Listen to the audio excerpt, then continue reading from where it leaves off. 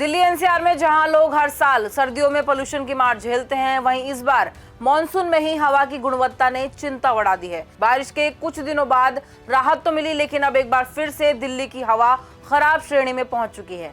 सवाल ये है कि आखिर जुलाई के महीने में ही जब हवा साफ होनी चाहिए थी, तब दिल्ली की हवा जहरीली क्यों हो रही है? इसके पीछे वजह बताई जा रही है पाकिस्तान से आने वाली धूल, जो हवा के साथ साथ दिल्ली एनसीआर तक पहुंच चुकी है। नमस्कार, स्वागत है आपका प्राइम न्यूज के डिजिटल प्लेटफॉर्म पर और मैं हूं आपके साथ प्राची गुप्ता।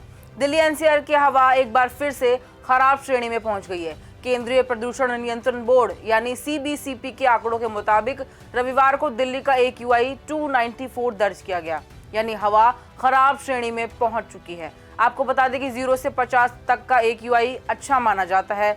इसके अलावा 51 से 100 तक सेटिस्फैक्टरी कैटेगरी में आता है। इसके अलावा 101 से 200 तक मीडियम, 201 से 300 तक खराब, 301 से 400 तक बहुत खराब और 401 से ऊपर AQI गंभीर श्रेणी में आता है। यानी दिल्ली का AQI 294 तक पहुंचना इस बात का संकेत है कि हवा में प्रदूषण का स्तर बढ़ गया है।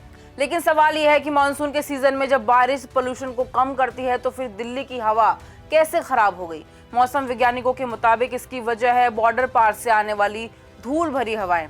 दरअसल पाकिस्तान, अफगानिस्तान और ईरान जैसे इलाकों में इस समय मौसम सूखा यानी ड्राई है। वहां तेज हवाओं के कारण रेगिस्तानी इलाकों की धूल हवा में ऊपर उठ रही है। इसके बाद पश्चिमी हवाओं के साथ साथ ये धूल हजारों किलोमीटर का ट्रैवल करके भारत के उत्तरी पश्चिमी इलाकों तक पहुंच रही है, जिससे राजस्थान, पंजाब, हरियाणा होते हुए इसका असर दिल्ली एनसीआर तक नजर आने लगा है।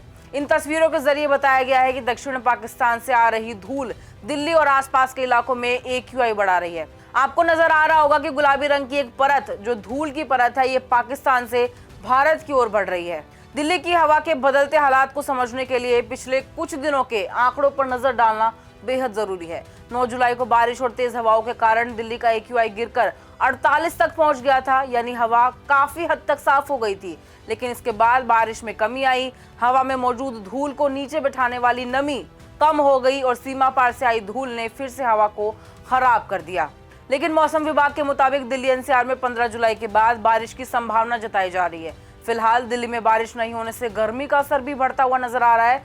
सोमवार को दिल्ली का न्यूनतम तापमान 29.1 डिग्री सेल्सियस दर्ज किया गया, जो सामान्य से करीब 1.8 डिग्री ज्यादा है।